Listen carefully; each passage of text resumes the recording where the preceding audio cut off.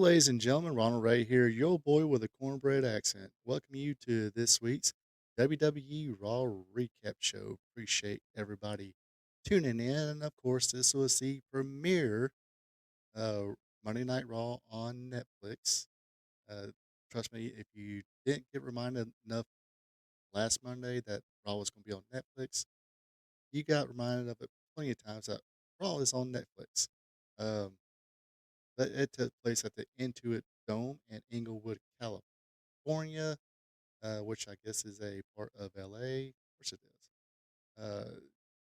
Didn't care for Michael Cole being back on commentary. Uh, Pat McAfee, I'm kind of on him too. Sometimes he can be okay. Sometimes it just kind of be annoying.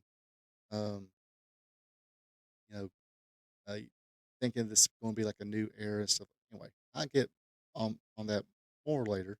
Uh, but it did start out with Triple H. Well, it started out with somebody painting a picture and Triple H doing the commentary, basically kind of explaining that pro wrestling.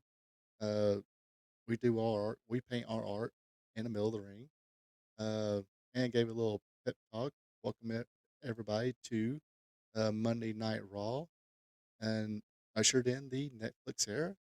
After that, The Rock came out. Uh, Great ovation, of course. I think they bleeped out the F bomb, but they didn't bleep out the bullshit part. And later on, they didn't bleep out the crowd though. Let's just say that. He acknowledged the Netflix executives, along with Cody Rhodes and Roman Reigns, along with hyped up match between Roman Reigns and Solo Sikoa.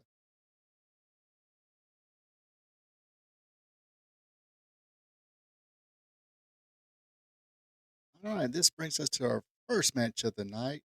Around 20 25 minutes into it, it is Solo Sikoa versus Roman Reigns in a tribal combat rules match for the Uafala. It's, of course, going to determine or uh, going to determine who is the rightful tribal chief. Um, Now, even though they seem to bleep The Rock when he dropped the F bomb, they did not do that with the fans. You clearly can hear them saying, "Fuck you, Solo." Match gets on the way, a little back and forth. Match spills outside. Solo takes over by hitting Roman's head in the back of a post.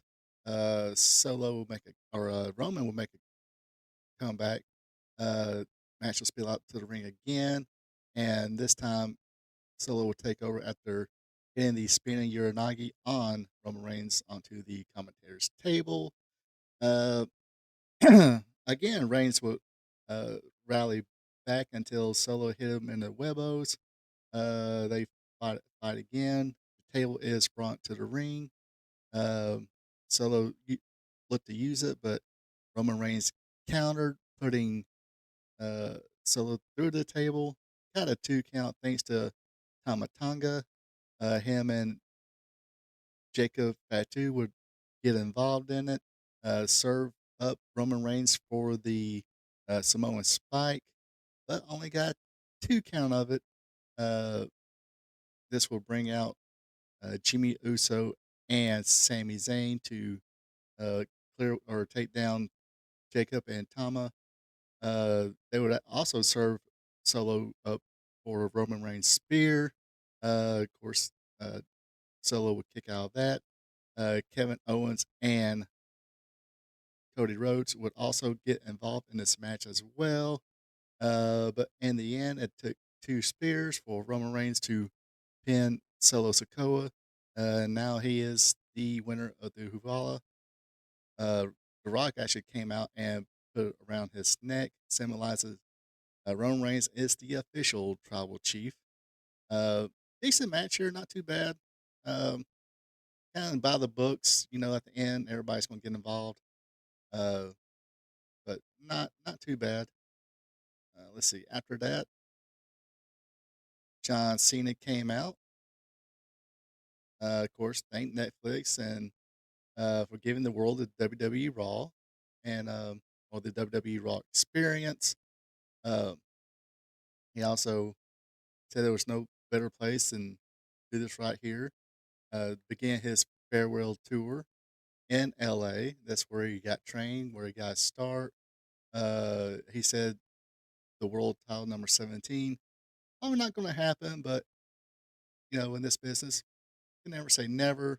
And he would go on and say, "Hey, I got to, possibly either win Money in the Bank, Elimination Chamber, or the Royal Rumble."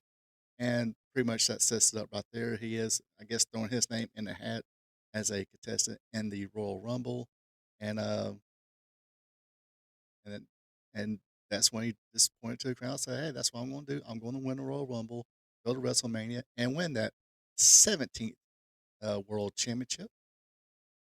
And speaking of World Championships, time for our women's World Championship match. It is Liv Morgan going against Rhea Ripley. I thought this was supposed to be like a falls count or last woman standing match or whatever. Uh, Must got slipped up in translation or something like that when I was looking things up. Anyway,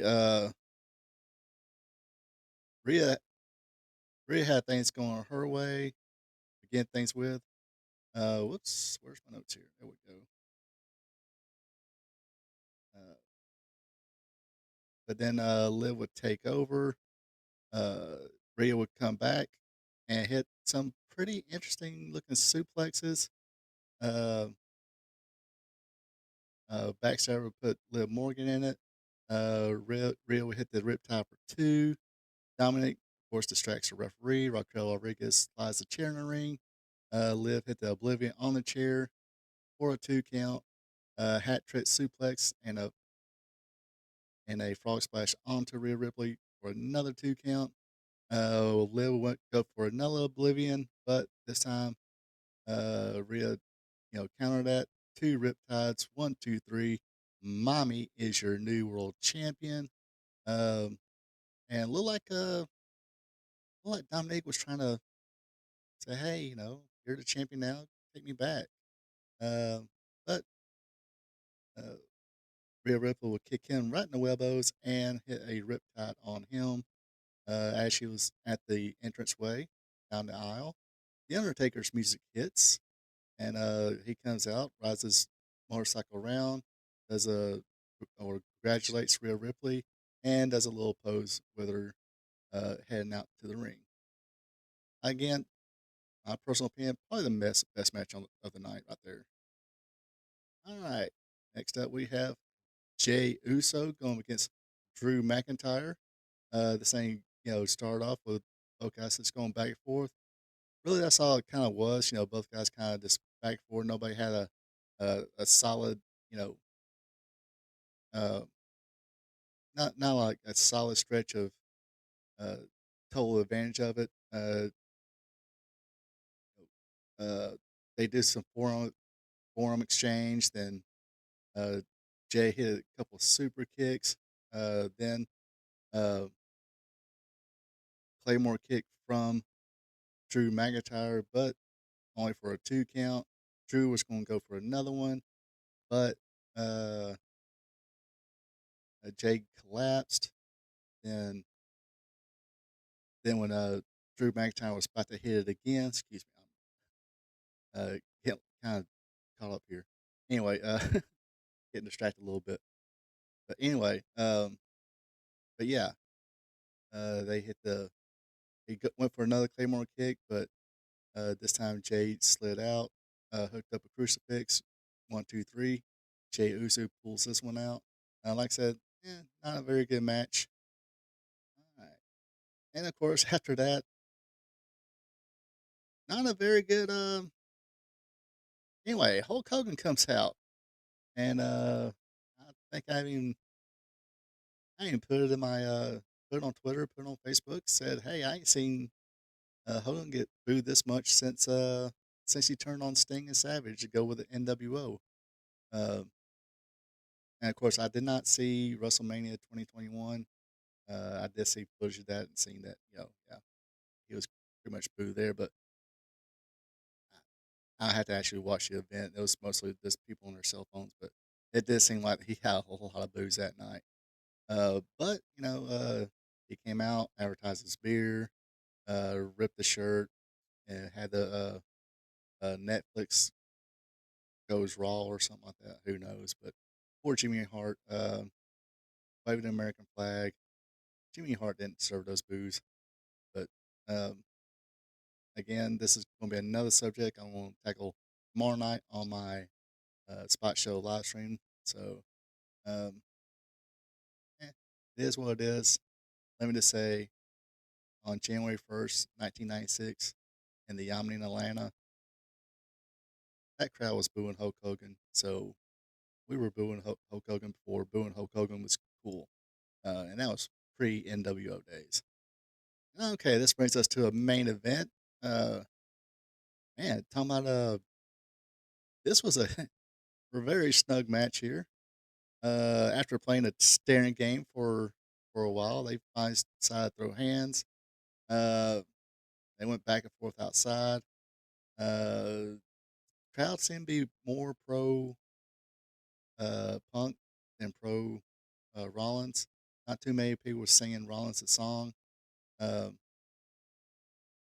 but uh, Rollins took over after shit took over for a while. Then Punk got the advantage after kicking Rollins in the face again. There was a couple times here where Rollins argued with the referee, tell him don't count us out, let's go at it. Uh, I think referee as Rollins was beating on uh, Punk, he said, "Hey, threat of disqualification, you better not disqualify us." Blah blah blah. But then hit a super neck breaker from the top rope. Would work on a neck. Uh, Rollins would actually come back to uh, had his stuff. Uh, then Rollins came back again. Hit a pedigree on the outside on the table. They were fighting outside on the table. Hit the pedigree out there. Threw him back in the ring. Gave him another pedigree. Then a curb stomp. 1, 2. Punk didn't kick out. Was filling ropes. Little difference there. It totally kick out of the finisher, but was filling ropes. Been kind of a scapegoat plenty of times. Pretty cool to be using it as one this time. Rollins went for his superplex into the Falcon Zero, but CM Punk would catch him, hit him with a one GTS, and uh, Rollins bounced off the ropes, landed right on Punk's shoulders again. Punk lift him up for another GTS. 1, 2, 3.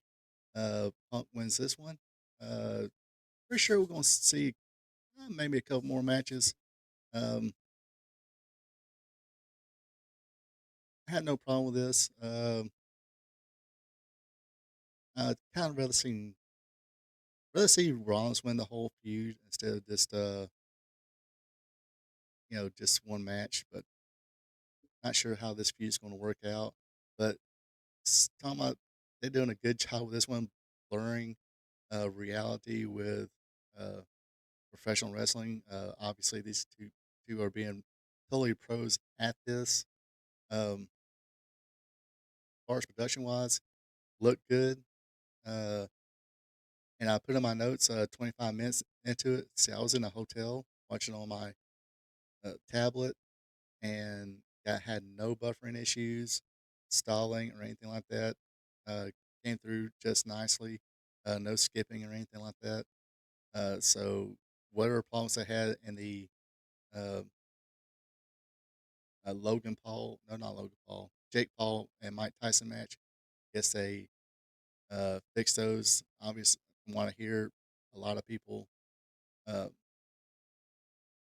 didn't have any problems with the Christmas Day games that were played on Netflix as well. Uh, so it seems like some people who did have problems, it might have been their internet, whatever. But like I said, I was in a hotel. Usually hotels, this one does not have very good internet, so um, it's okay. I'm sort of able to do this. It's a little bit of problems here and there. That's kind of why I'm being like a little distracted. It's like, okay, what just happened there? But anyway, Appreciate everybody tuning in. Everybody have a good one. Take it easy. And until next time. So long from the peach state of Georgia. Thank you for checking out our P2 Vision. Subscribe to our P2 Vision to watch Ronald Ray's content that covers the sport of professional wrestling from yesterday to today. His weekly content starts off with Wrestling Trivia Tuesday. Every Tuesday, Ronald Ray asks 5 questions about the sport of professional wrestling. So tune in and have some fun. Then it's WWE Monday Night Raw Recaps, where he recaps all the action from the Raw brand.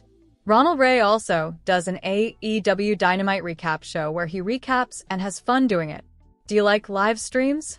Well, join Ronald Ray live on Spot Show Livestream, where he discusses current wrestling. Join the chat and have fun. Spot Show Livestream is on Thursday nights starting at 8 p.m. If current pro wrestling isn't your thing, like all wrestling past and present, or you're a new fan and want to hear how things were back in the day, then tune in to Wrestling Gold Friday night, where Ronald Ray discusses back in the day when wrestling was wrestling, featuring watch-alongs. That's Wrestling Gold Friday night on Fridays starting at 8 p.m.